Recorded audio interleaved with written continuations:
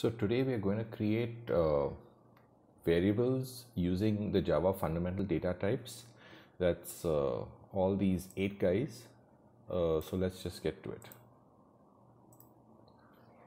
So when you want to use a programming language, the first thing you need to do is know how to store data. So what I've done now is actually I've opened IntelliJ IDEA, and it's opened to a project which I had previously worked on. And if you don't want to do that, all you have to do is say file, close project, create a new project. So we will create a new project for today's video called vars command line app.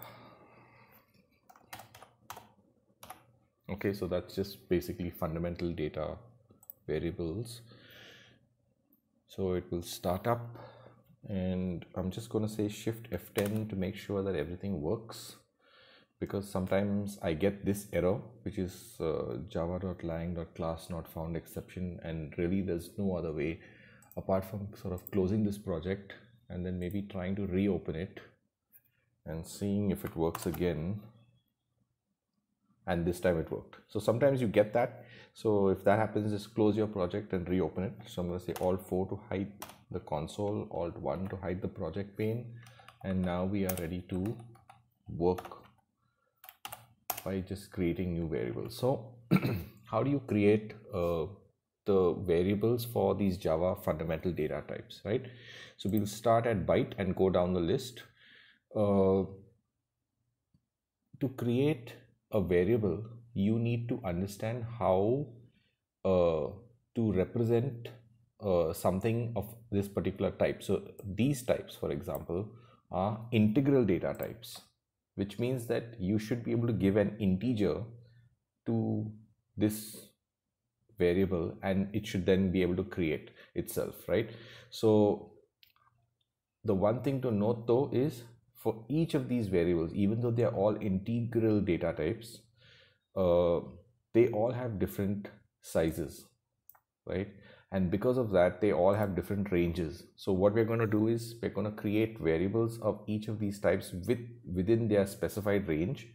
And then later on, I will show you errors when we try to exceed these ranges. Okay, so let's do that.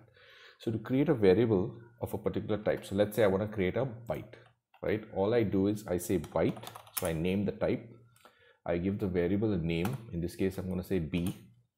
I say equal to, which is the assignment operator, and the crucial part here is I need to make sure that the value I give it is between -128 and 127. So I'm going to say 100, and to end this statement and tell the Java compiler that I'm creating this variable, I say semicolon, right?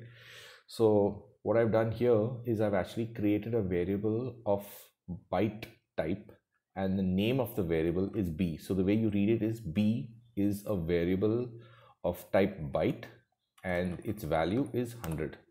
Okay, so to prove that this is actually done, let's try and print it out. So SOUT is a shortcut which will give you a printing to console function. All you do is you say b equals, and then you say plus b. What this does is, actually this is a data type called a string, which we will cover in a later video, and b is a byte. But when called in this context, what it does is this printline function takes this b and converts it into a string and then concatenates it to the string on the left, right? So that's what the plus operator does for strings. So if I say shift F10, you should say b is equal to 100 down here, right? So this means I've created a variable of type byte and its name is b. Okay, so let's do the same thing for the other data types. So now I'm going to create a short, I'm going to call it s. Now the short data type again has to be between a certain range.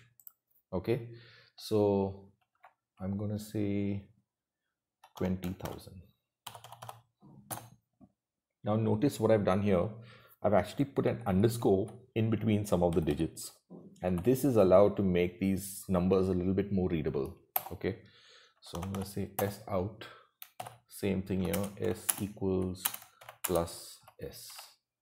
Okay, print this out. There we go. Notice when I actually printed it out, which means when Java actually stores this variable in memory, it discards the underscore, right? This underscore is just for making it look easy for you, the programmer, when you're working with code.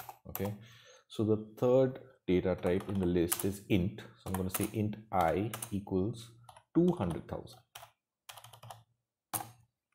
right? So S out again, I is equal to plus I, shift F10, and now you've got I is equal to 200,000. Okay, now the next data type that we're going to work with is called long. Okay, and what we've been using so far to create the previous integer data types is what is known as integer literals. Okay, now when you just type in a number, so I'm just going to show you a single line comment. This is how you create a single line comment. This code actually will not come, I mean, Java compiler will ignore anything after this 2 forward slashes. So whenever you type out a number, so let's say 45 for example, it's clear that this is an integer, right? Because it doesn't have any decimal component. So it's without a decimal component. So it's basically an integer. Now Java has to decide what data type this number is, right?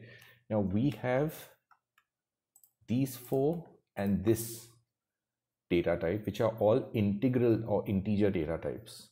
So unfortunately, Java cannot assign a data type of each of them to the number 45.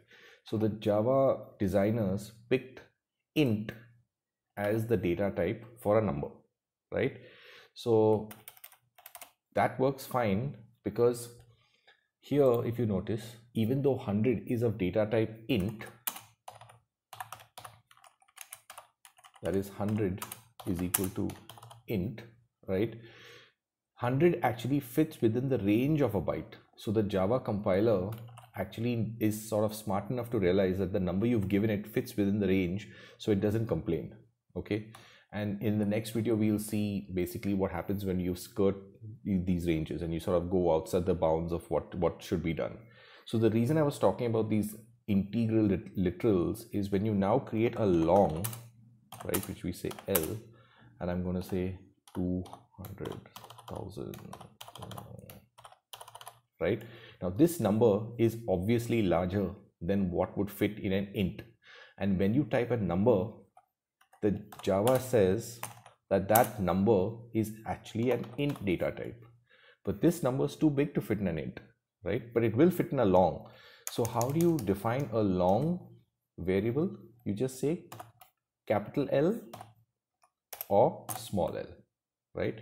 I prefer the capital L because the capital L sort of stands out more against, against the backdrop of numbers. So if you had a consecutive 1 and a small l, it's a little bit harder to read, whereas if you had a 1 and a capital L, it's actually much easier to read, right? So again, let's try and print this out. Say L equals to L,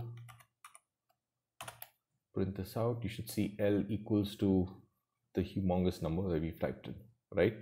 So this is actually showing you that there are 2 ways, that is the one with the L suffix and one without the any L suffix, to create integral data types. And this L suffix is only to be used when you want to create a variable of type long. Okay, so the next data type, which is part of the integral but not in sequence here, is the char or char variable, so data type. So I'm going to say this, and just to prove to you that even though we are creating characters here, I could actually give this a number. So if you remember in the previous video, we talked about capital A being given the code point or the code number 65, right? So let's just try and print this out and see what you get. So C equals to C, and you should say C is equal to A, right? So in computers, every single symbol of every natural language, and even other symbols like the heart symbol, for example, or different equal to symbols or whatever, different symbols have a different code point or a different number behind them. I actually didn't have to say 65 here. I just wanted to show you that given that this is why char is called an integral data type. It's called integral because you can give it you can give it an int which is 65 and will still work out. Okay, so that's kind of like, you know, how the char works. So now now that we are done with the integral data types, that's these guys and this guy, these guys and this guy. Let's move on to the decimal point data types, of which there are 2. Okay, so 4, get rid of that. So actually here I'm not going to start with the smallest decimal point data type, that's float. I'm actually going to start with a double, and you'll see why, right? So when you want to create a double, not surprisingly, you say double D equals and you give it a number, so 45.8, let's say, right? Now this is the way you create a double data type. This literal that you see here, this number 45.0, when the Java software or the Java compiler reads this, it again has to decide, because it has a decimal number, which data type do I assign it to? Do I say it's a double or do I say it's a float? And in the case of Java, and actually most programming languages, the designers have said that whenever you type a decimal number by itself, its data type will be double. Okay, so let's print this out again. So I'm going to say D equals plus D, and there you go, right? And now I'll show you why I didn't start with I didn't start with the float data type. So I'm going to say float f equals, I'm going to give the same number, that's 45.8. Okay, now notice what happened here. Java has underlined this, or the JDK or the IDE has underlined this and said that there's a problem here, right? You have provided a type of a number whose data type is double, but what you want is a float, right? So this actually proves that when you type a decimal number, by default it will be of a double data type. And the reason for this underline is obvious when you look at the table, right? The double data type uses 8 bytes of memory. The float data type uses 4 bytes of memory. You can't store something which is larger in something which is smaller, right? So that is why you are getting this error. So how do you create a float? This is, I mean, the way you do it is, it's similar to what you did for long, right? When you had to type in an integer which was too big to fit in an int, you had an error. Similarly here, all you do is you say f, capital F or small f. Again, I prefer the capitalized version, and this is how you get a literal of type float. So I'm going to say f is equal to plus f, and there you go.